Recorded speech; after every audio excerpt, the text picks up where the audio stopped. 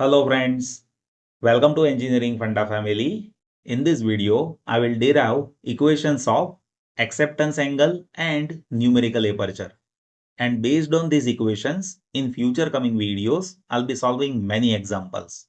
So first of all, you need to understand what is acceptance angle. Let me explain that. See, acceptance angle, that is a maximum angle with the fiber axis at which light can enter the optical fiber and still be guided through the core by total internal reflection. So here you can observe we have optical fiber. With this optical fiber, here we have core. With this core, we have refractive index N1. Let me note it down. Core is having refractive index N1, and here we have cladding that is having refractive index N2. Acceptance angle is the maximum angle with the fiber axis. So you can observe in the middle of this core, we have fiber axis, right? So acceptance angle is an angle with respect to fiber axis at which light can enter the optical fiber and still be guided through the core by total internal reflection. So you can observe here, I have shown acceptance cone.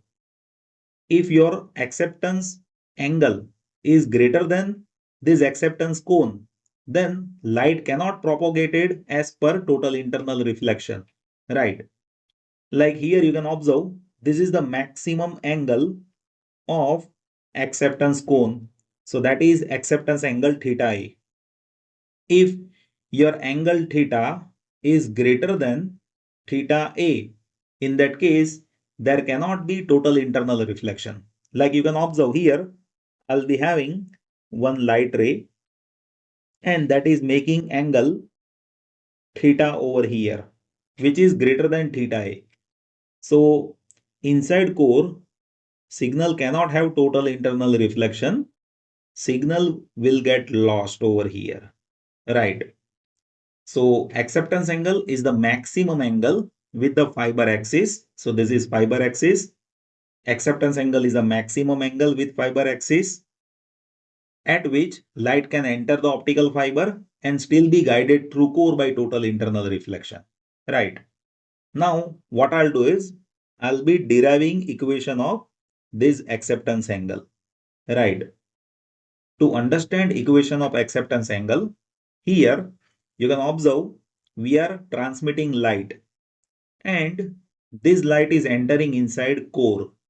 So now I'll apply Snell's law at the entrance of this optical cable. If you apply Snell's law at entrance over here, then here you need to understand what is the refractive index of this material. Let us say here we have air. So if you have air over here, then for air, if I say refractive index is N0, then that will be 1 over here, right? So if you apply Snell's law over here, then equation is N0 sine theta 0 that is equals to N1 sine theta 1. Here you can observe N0 that is air. So N0 is equals to 1 and sine theta 0 is theta A. Theta A is acceptance angle. So theta 0 that is theta A. Now let us apply this in this equation. So we'll be having N0 that is 1 and sine theta 0 that is sine theta A that is equals to N1 sine theta 1. Here N1 that is refractive index of this material, that is N1 only, and here let us consider we have this angle that is theta 1. So N1 sine theta 1 that we can write as per Snell's law. Now what I'll do is I'll apply Snell's law inside optical fiber. Here you need to understand how we will be applying Snell's law inside optical fiber. See here there should be total internal reflection. So but obviously this angle that should be greater than critical angle. If this angle is greater than critical angle, then only there will be total internal reflection, right? And as if there is total internal reflection, then this angle that will be also phi c, right? Over here also there will be phi c, and over here also there will be phi c, and then there will be total internal reflection and light signal that can propagate through optical fiber, right? So here, if you apply Snell's law, then this is medium 1, and with medium 1, refractive index is n1 and angle is phi c. So here, what I'll do is I'll apply n1 sine theta 1, that is equals to n2 sine theta 2. Now here we are talking about angle which is critical angle. So in case of critical angle, here refracted signal that will be having 90-degree angle, right? So here you can observe n1 is n1 only. This theta 1 that is phi c. So if theta 1 that is phi c, in that case this theta 2 that will be 90-degree. I have explained this in my earlier theory video. If you have angle of incidence that is critical angle, then refracted signal that is having 90-degree angle, right? So here one can say sine theta 1 that will be sine phi c, and sine theta 2 that will be sine 90, that has to be 1. So one can say sine of phi c that will be n2 divided by n1, right? Now there are a few basics that you need to understand. You can observe here we have a geometry, and using these angles one can understand relation in between theta 1 and phi c. Why? The reason is here if you observe, we need to understand what is theta a. Theta a is depending on theta 1. So first of all we need to understand relation of phi c with theta 1, right? Let me explain that. See, here we have Z shape, you can observe. And as per Z shape, you need to understand how angles are there. So let me have Z shape over here as it is available over here. And now with this Z shape, see this angle that is theta 1. So I'm writing theta 1. So as per Z, this angle should be how much? As per Z, this angle should be theta 1 only. And if you observe this angle, so that is phi c. So if this angle is phi c, then what is the relation in between phi c and theta 1? You can understand this. See, this total angle is 90-degree. So one can say phi c that is pi by 2 minus theta 1. Based on this geometry that one can understand, right? Now what I'll do is I'll apply pi c is equals to pi by 2 minus theta 1 in this equation, right? So let us say this is equation 1 and this is equation 2. So let us substitute 2 into 1. So here we will be having sine of phi c. Instead of phi c, we'll be having pi by 2 minus theta 1, and here we have n2 by n1, right? One should know sine of pi by 2 minus theta 1, that is cos of theta 1, right? That is equals to n2 divided by n1. Now you can observe we have cos theta 1, that is n2 by n1, and here we have sine of theta a, that is n1 sine theta 1. So now I'll be using this equation and this equation. So let us say this is equation A and this is equation B. Now I'll substitute equation B inside equation A. Let me explain how. Here we have sine of acceptance angle. So sine of theta A, that is equals to n1 sine of theta 1. Instead of sine of theta 1, I can write square root of 1 minus cos square theta 1. Right. And what is cos theta 1? That is n2 by n1. So now one can understand this equation in form of n1 and n2. So here we have n1 inside square root 1 minus cos square theta 1, where cos theta 1 is n2 by n1. So n2 by n1 whole square that I need to write.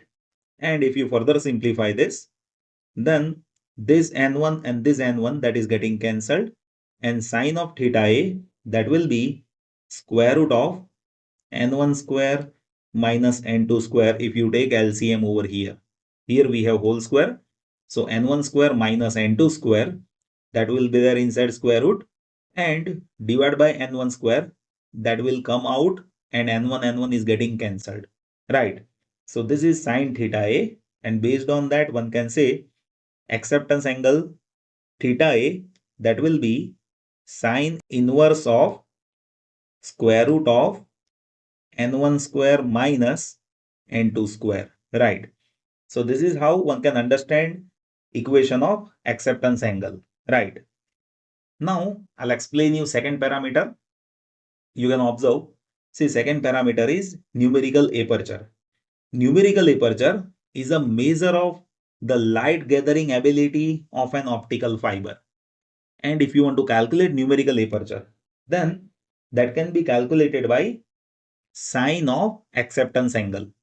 So based on sine of acceptance angle, one can understand numerical aperture. It explains light gathering ability of optical fiber. So based on this angle, one can understand light gathering ability of optical fiber. Maximum angle is theta a, that is acceptance angle, right? So sine of theta a, that will be numerical aperture. So now here I'll explain you numerical aperture calculation. Numerical aperture that we used to write as NA, and that is sine of theta a. Sine of theta a that I have explained, that is square root of n1 square minus n2 square, right?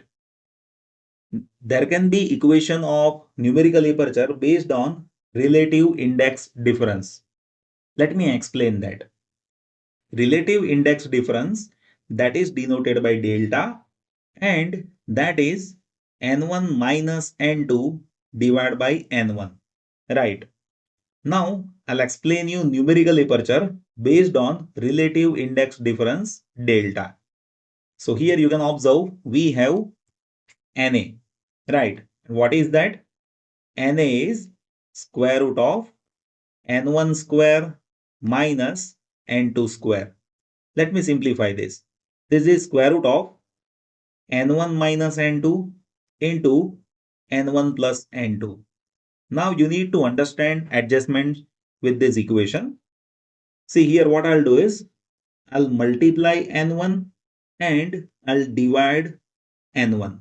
Right. So here n1 minus n2 divided by n1, that I'll write, and here I'll multiply n1, and here we have n1 plus n2.